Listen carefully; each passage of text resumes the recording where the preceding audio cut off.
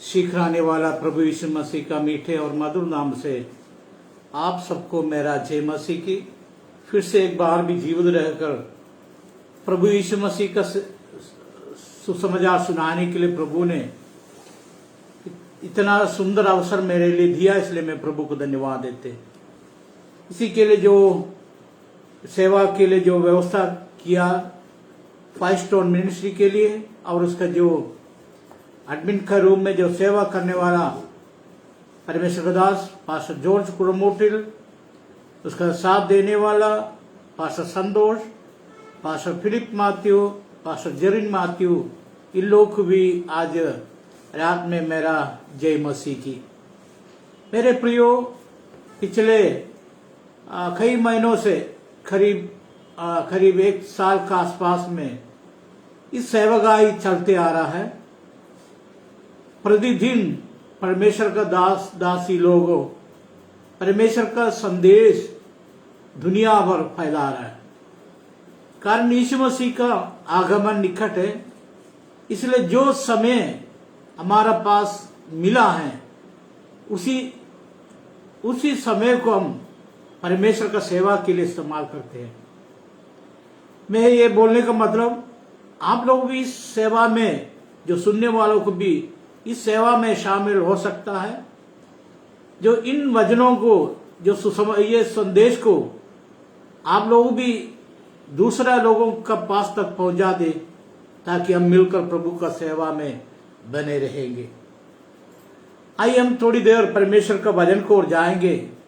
इसी हफ्ता का जो वचन अगले शाम भजन संगीता 121 उसका 7वां पद से था।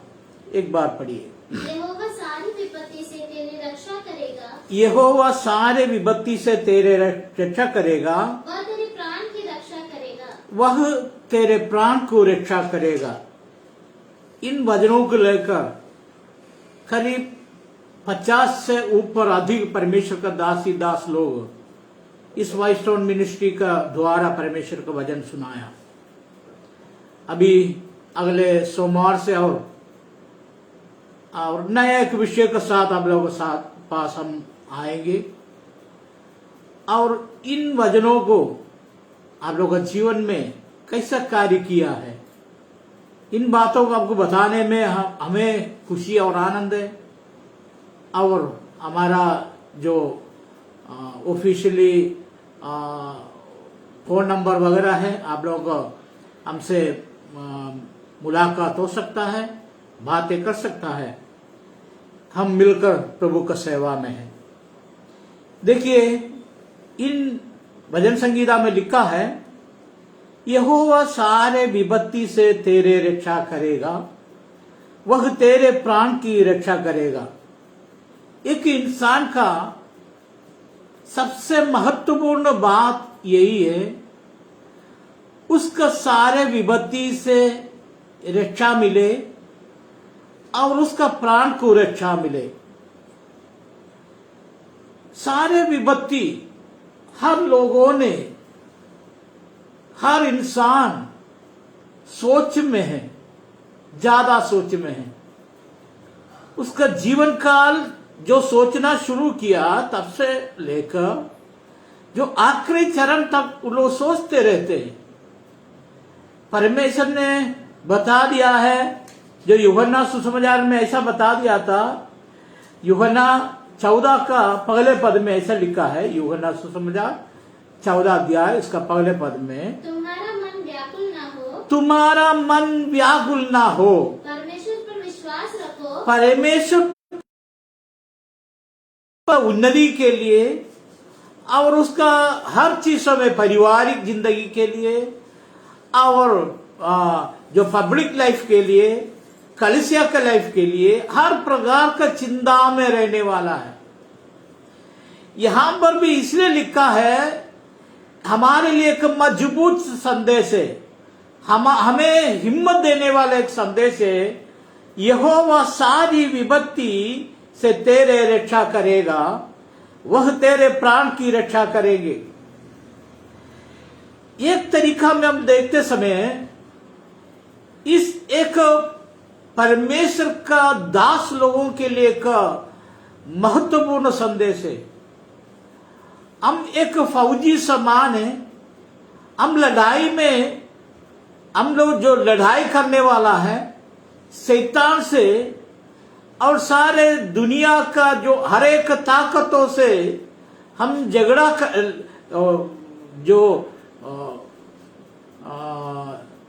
उसका फाइटिंग करने वाला है, लड़ाई गुस्ती, जो पौलुस ने बताया मैं गुस्ती लड़ चुका है। हम गुस्ती लड़ने वाला है। इसलिए हर एक गुस्ती करने वाला या लड़ाई में मैदान में उतरा है, उसके लिए एक महत्वपूर्ण बात यही है, यदि कोई ऐसा एक मन में या उससे एक बात करेगा, ऐसा एक विश्वास का बात मिलेगा, तो उसी के लिए कोई चिंता करने का जरूरत नहीं है। इसलिए एक मजबूत संदेश, एक मजबूत जो वायदा मिला है, यहोवा सारे विपत्ति से तेरे रक्षा करेगा। मेरे प्रियो, इसलिए जो प्रभु ने जो वायदा दिया है, वो वायदा हमारा जीवन में प्राप्त होने के लिए क्या करना है? परमेश्वर पर विश्वास करना है। यीशु मसीह ने बता दिया, तुम्हारा मन व्याकुल ना हो, परमेश्वर पर विश्वास करे और मुझ पर भी। हम विश्वास करना हमारा जीवन में महत्वपूर्ण बात है। हम विश्वास, यदि अविश्वास हमारा जीवन में, हम इन बातों को हम स्वीकार कर नहीं सकता है, प्राप्त कर नहीं सकता है। फिर थोड़ा सा भी हम लोग क्या है, आगे हम चलते देखेंगे। एक परमेश्वर का संदेश हमारा सारे विपत्ति से रक्षा करेगा और वह तेरे प्राण को रक्षा करेंगे। हम कोई फौजी नहीं है। हम जो परमेश्वर का दास या हर एक इंसान के लिए एक जरूरी बात है, उसका प्राण का रक्षा जरूरी है। इसलिए परमेश्वर का वचन हमारा प्राण का और आत्मा का उद्धार का बात हमको बता दिया। उद्धार पाने के लिए मैं क्या करूं? जो नया नियम में जो 4 सुसमाचार में ज्यादातर यही सवाल था, उद्धार करने के लिए मैं क्या करूं? यीशु मसीह का प्रचार यही था, जो परमेश्वर का दास संत लोगों का प्रचार यही था, उद्धार के लिए क्या करना है। इसलिए मत्ती रचित सुसमाचार 16वां अध्याय का 26 पर 26, मत्ती 16 वर्स 26। यदि मनुष्य सारे जगत को प्राप्त करे, यदि मनुष्य सारे जगत को प्राप्त करे और अपने प्राण की हानि उठाए, अपना प्राण का हानि उठाए, तो उसे क्या लाभ होगा? उसे क्या लाभ होगा? बस एक सवाल हमारा सामने खड़ा है। भजन संगीता में लिखा है अपना प्राण को रक्षा करेगा। यहां पर मत्ती ने सुसमाचार लिखा है, यदि, एक बार में पढ़िए, यदि मनुष्य सारे जगत को प्राप्त करे, यदि मनुष्य सारे जगत को प्राप्त करे और अपने प्राण की हानि उठाए, अपना प्राण का हानि उठाए, उसके क्या लाभ है? मेरे प्रियो, हम जगत को हम लोग क्या है, प्राप्त करने से अधिक हमारा प्राण का या आत्मा का उद्धार के लिए सोचना जरूरी है। यहां पर भी लिखा है, यहोवा तेरे प्राण को रक्षा करेगा। यही हमारा टारगेट यही होना चाहिए। जगत में कुछ भी हमको हासिल कर सकता है, तो उसी के लिए कभी हमारा उद्धार के लिए हम कुछ कर नहीं सकता है। इसलिए भजन संगीता 49 का 8वां पद में ऐसा लिखा है,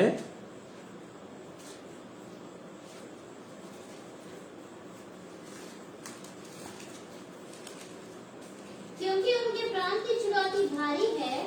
देखो यहां पर लिखा है, क्योंकि उनके प्राण की चुनौती, उनका प्राण की चुनौती भारी है, वह अंत तक कभी ना चुका सकेंगे। और अंत तक कभी ना चुका सकेंगे। देखो, इसलिए एक सवाल मत्ती सुसमाचार में एक सवाल या एक जवाब ऐसा मिला है। हमारा जो प्राण का रक्षा जो को चुनौती भारी है। एक इंसान का प्राण का रक्षा बहुत भारी चीज है। इसलिए यीशु मसीह ने प्रचार भी यही किया है, सारे परिश्रम करने वालों, बोझ से दबे हुए मेरे पास आओ, मैं तुम्हें विश्राम दूंगा। देखो यीशु मसीह का संदेश यही था।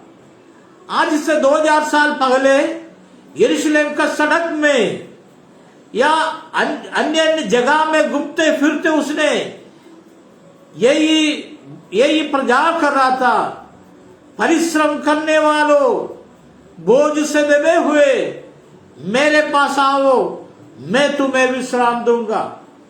जो वचन संहिता में लिखा है, क्योंकि उनके प्राण की चुनौती भारी है। या किसी ने एक बार भी पढ़ी उसको, क्योंकि उनके प्राण की चुनौती भारी है, हाँ। वो अंत तक कभी ना झुका सकेंगे, या अंत तक कभी ना चुका सकेंगे। उनको मालूम है जो पूर्वजों ने उसका प्राण का रक्षा के लिए, उद्धार के लिए बहुत कोशिश किया था। उसको मालूम है उसका मृत्यु के बाद क्या होने वाला है, उसका आत्मा का उद्धार के लिए क्या कर सकता है। इसलिए कई ज्ञानी लोगों ने खोजा है, उसको मिल नहीं पाया, कारण उसका प्राण का रक्षा बहुत भारी था। कोई किसी ने उसको उसका क्या रकम चुका नहीं सकता, इतना भारी था। भले उसका शरीर को उद्धार के लिए कुछ भी कर सकता है या धन दौलत से खरीद सकता है। यदि कोई बीमारी आने से हम डॉक्टर के पास जा सकता है, जो अपना शरीर में कई जो अंग को हम लोग क्या है, जो प्लास्टर ऑफ पेरिस कर सकता है, हार्ट को बदल सकता है, अपना स्किन को बदल सकता है, अपना जो ब्लड को बदल सकता है, तो उसके लिए खर्चा करे या पैसा खर्चा करे, उसको हम लोग प्राप्त कर सकता है।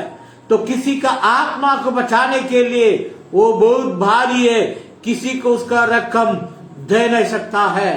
पूर्वजों ने यही आशा रखकर उसने दुनिया में मर गया था। उत्पत्ति से लेकर जो अंत तक जो पूर्वजों के बारे में लिखा है, वो जन्म लिया, इतना साल तक जिया, उसका साथ मर गया है। ऐसा लिखकर उन लोग का जो समाप्त लिखते थे, अब्राहम ने फलाना जन्म लिया, फलाना पुत्र इतना साल जिया, उसके साथ वो मर गया है। और आदम ने जन्म लिया, उसके बाद इतना साल तक जिया, मर गया है। जो मृत्यु के बारे में पूर्वजों ने लिखा है, उसका इतिहास में हर एक व्यक्ति का आखिरी में मर गया, शरीर को छोड़ दिया, मर गया, ऐसा लिखा है।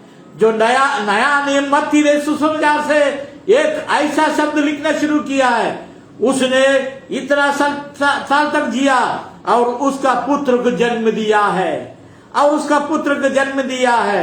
ऐसा जन्म के बारे में एक पीढ़ी शुरुआत जो सुसमाचार से शुरुआत हो गया। मैं बोलने का मतलब, पूर्वजों को अपना जो उद्धार के लिए, अपना प्राण का उद्धार का कोई ज्ञान नहीं था, क्या होने वाला था।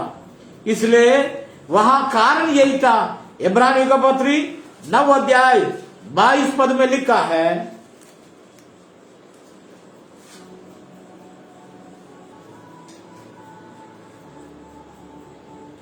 इब्रानियों का पत्री 9 अध्याय 22। सच तो यह है हाँ। कि व्यवस्था के अनुसार प्रायः सब वस्तुएं लहू के द्वारा शुद्ध की जाती है, हाँ, हाँ। और बिना लहू बहाए पापों की क्षमा नहीं। देखो उसको मालूम है जो लहू से पाप का शुद्ध कर देते हैं, और बिना लहू से जो पाप का क्या है, शुद्ध नहीं हो सकता है। एक बार भी, लहू बिना बहा के, बिना लहू बहाए पापों की क्षमा नहीं। बिना लहू बहाए पापों को क्षमा नहीं। इसलिए पूर्वजों ने इतना तक मालूम हो गया, बिना लहू बहा के, बिना लहू से पापों से शुद्ध नहीं होता है। जो पूर्वजों ने जो आराधना किया है, हफ्ता भर एक बार, महीना में एक बार या साल पर एक बार जो बलि चढ़ाते थे, बछड़ा को या भेड़ों को या कबूतरों को, उसका पाप का क्षमा के लिए फिर अगले साल फिर करना पड़ता था।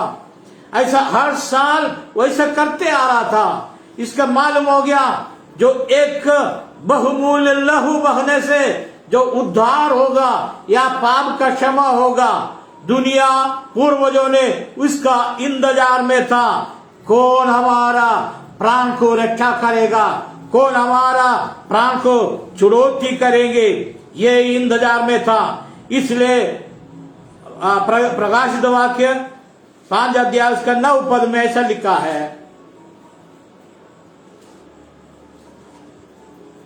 प्रकाशित, वे यह नया गीत गाने लगे, वे ये नया गीत गाने लगे, तू इस पुस्तक के लेने तू ये पुस्तक लेने और इसकी मुहरें खोलने के योग्य इसका मुहर खोलने का योग्य है, क्योंकि तूने वध होकर क्योंकि तूने वध होकर अपने लहू से अपना लहू से हर एक कुल भाषा और बादशाह, लोग, और जाति में से परमेश्वर के लोगों को मोल लिया है।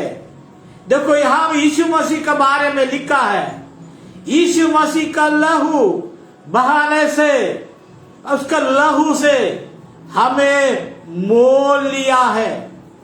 मतलब यीशु मसीह का जन्म इस दुनिया में आज से 2000 साल पहले यहूदी देश में बैतलहम में यीशु मसीह का जन्म हो गया। सारे मानव राशि का उद्धार के लिए उसने निष्पाप होकर इस दुनिया में हमारे लिए जन्म हो गया। 2000 साल पहले उसने काल्वरी क्रूस पर हमारे लिए मृत्यु पाया, उसने मर गया है, उसका लहू बहाया, उसका आखिरी बूंद तक हमारे लिए दे दिया है। इसलिए प्रकाशित वाक्य में स्वर्ग राज्य का दर्शन में लिखा है, वहां महान लोगों ने यीशु मसीह के बारे में यही प्रार्थना कर रहा था, यही गीत गा रहा था, तूने वध होकर तेरा लहू से हमें मोल लिया है। कितना आनंद का बात था मेरे प्रियो, हालेलुया। यूहन्ना सुसमाचार 10वां अध्याय 11 पद में यीशु मसीह स्पष्ट लिखा है, अच्छा चरवाहा मैं हूँ, अच्छा चरवाहा मैं हूँ, अच्छा चरवाहा भेड़ों के लिए अपना प्राण देता है, अच्छा चरवाहा भेड़ों के लिए अपना प्राण देता है।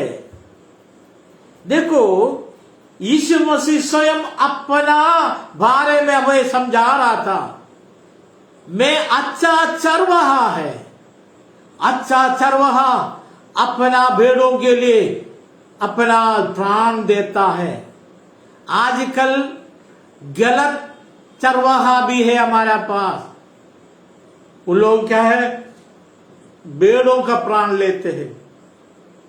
यीशु मसीह बोला है, मैं मेरा प्राण अपना चरवाहा के लिए मैं दूंगा। और उसका 26, 27, 28 पद पढ़िए। परंतु तुम इसलिए विश्वास नहीं करते क्योंकि मेरी भेड़ों में से नहीं हो। हाँ। मेरी भेड़ें मेरा शब्द सुनती है, मेरे भेड़ मेरा शब्द सुनती है, मैं उन्हें जानता हूँ, मैं उन्हें जानता हूँ, और वे मेरे पीछे पीछे चलती है, वो मेरा पीछे पीछे चलता है, और मैं उन्हें अनंत जीवन देता हूँ। मैं उन्हें आनंद जीवन देता हूँ। वे कभी नष्ट न होगी, हाँ, और कोई उन्हें मेरे हाथ से छीन न लेगा। वो कभी नष्ट नहीं होगी, कोई मेरे हाथ से छीन नहीं सकता है। कितना हिम्मत का बात हमें दिया है। यीशु मसीह दुनिया में आया, अच्छा चरवाहा होकर हमारा सामने उसने चला है, अच्छा नमूना दिया है। उसने बोला, मैं अपना प्राण को मेरा भेड़ों के लिए मैं देने के लिए आया है। हम अपना प्राण को क्या है चुनौती करने के लिए और तेरा प्राण का रक्षा करने के लिए यीशु मसीह दुनिया में आया। हमारे लिए उसने क्या कर दिया, हमारे लिए अपना प्राण का बदले उसका प्राण रकम दिया है। उसका लहू से हमें शुद्ध कर दिया है। उसका लहू से शुद्ध कर कर उसका प्राण को हमें देकर हमें चुठा लिया है। हमारे लिए हमारा प्राण को उसने पूर्ण रिधि से रक्षा किया है और उसने बता दिया है हमें, उसने ऐसा बता दिया है मैं उसको आनंद जीवन दे दिया है। आनंद जीवन भी हमारे लिए मिला है। कोई पर्याप्त एक सीमा नहीं हमारा जिंदगी, आनंद जीवन के लिए हमें चुन लिया है। इसलिए इब्रानियों का पत्री 2 अध्याय 14 और 15 पद में लिखा है,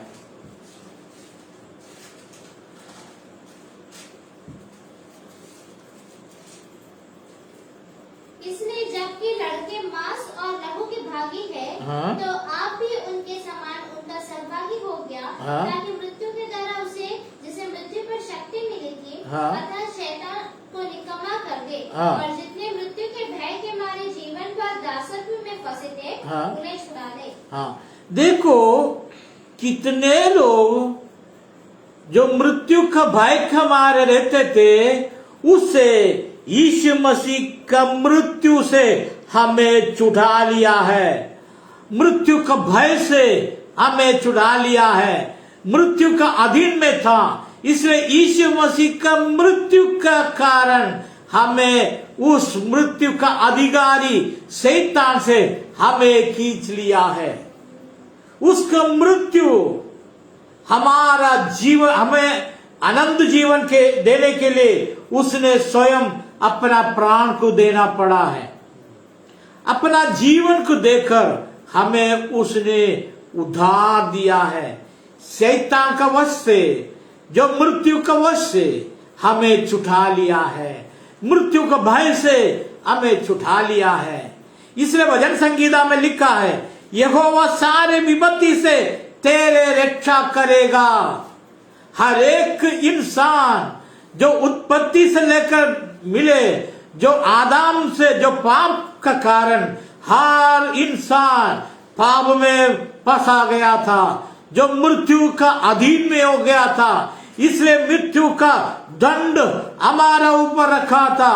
उसने हमारा ऊपर राजदंड रखा था, राज कर रहा था। हमेशा यदि कोई एक व्यक्ति जन्म हो गया, तुरंत शैतान ने बोलेगा ये मेरा है। उसका राज हर एक इंसान को ऊपर था, कारण पाप, जब तक आपका जीवन में पाप है, आपका अंदर पाप है, जो पाप रहेगा तब तक शैतान का राज आपका ऊपर, मेरा ऊपर राज करेगा।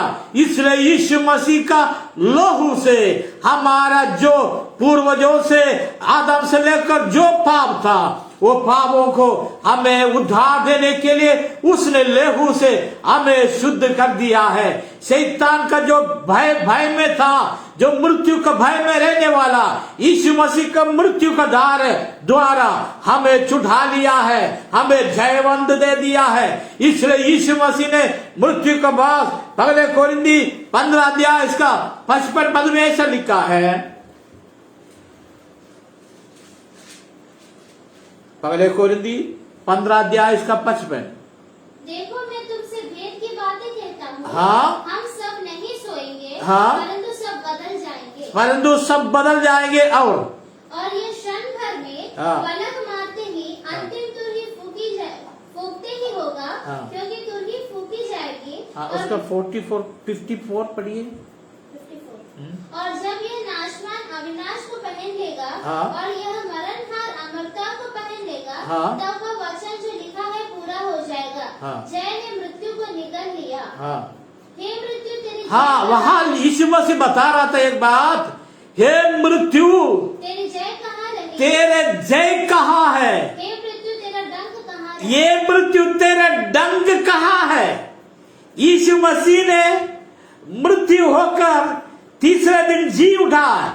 उसने यही घोषणा कर रहा था, मृत्यु को ओर देखकर, शैतान का ओर देखकर, जब तक उसने मृत्यु का द्वारा सारे लोगों को ऊपर राज कर रहा था। उसका ढंग यही था, मृत्यु का दिन में सारे लोग था। इसलिए यीशु मसीह मृत्यु पाकर तीसरा दिन जी उड़ा। उसने बता रहा था, हे मृत्यु तेरे जय कहाँ है?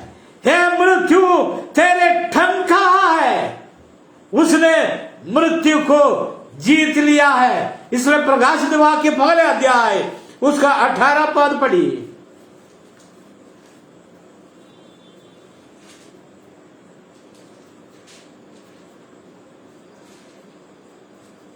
मैं मर गया था। यीशु मसीह बता रहा था, हे यूहन्ना यीशु मसीह को देख रहा था। तब यूहन्ना से कह रहे थे, ये यूहन्ना मैं मर गया था, और अब देख मैं युगानुयुग अब देख मैं युगानुयुग जीवित है। और मृत्यु और अधोलोक की कुंजियां मृत्यु और अधोलोक का कुंजिया मेरे ही पास है। यीशु मसीह इसका घोषणा कर रहा था सारे दुनिया में, सारे लोगों से सबसे पहले। अभी तक कोई ऐसा मृत्यु से जीवित होकर बाहर नहीं आया। हमारा यीशु मसीह ने ऐसा घोषणा किया है, हाल मैं मर गया था, हे यूहन्ना मैं मर गया था, अभी युगानुयुग जीवित है। कारण क्या है मेरे प्रियो? यीशु मसीह पर जो विश्वास करेगा उसी के लिए मैं जीवित है। यदि कोई मेरा यीशु मसीह कह रहा था, ये यूहन्ना यदि कोई मेरे विश्वास करने वालों के लिए मैं युगानुयुग जीवित है। कारण मृत्यु और अधोलोक का कुंजी मेरे ही पास है। इसलिए यीशु मसीह का अलावा कोई उद्धार देने वाला नहीं, यीशु मसीह का अलावा कोई उद्धार नहीं। जगत में ऐसा कोई व्यक्ति नहीं हमें उद्धार देने का लायक यीशु मसीह का अलावा। इसलिए मेरे प्रियो, यीशु मसीह यही घोषणा किया था, मैं मृत्यु में जयवंत हो गया है। ये मृत्यु तेरा जय कहाँ है? ये मृत्यु तेरा ढंग कहाँ है? मैं मृत्यु से जयवंत हो गया।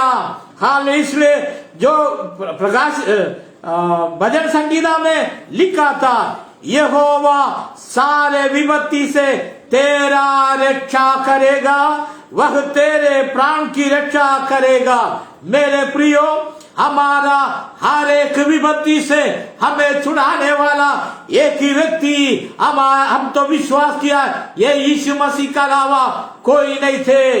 हमारा प्राण को रक्षा देने वाला यीशु मसीह का अलावा कोई नहीं। इसलिए हम उस पर विश्वास करना जरूरी है। हम परमेश्वर का राज्य के लिए बुलाया हुआ राजदूत है। हालेलुया। इसलिए इस संदेश को दुनिया का छोर तक हमको पहुंचाना जरूरी है। इसलिए यीशु मसीह हमें बुलाया, इसलिए यीशु मसीह हमें छुड़ाया, इसलिए यीशु मसीह हमें अपॉइंटमेंट किया है। दुनिया का छोर तक जाओ, इस संदेश को सुनाओ।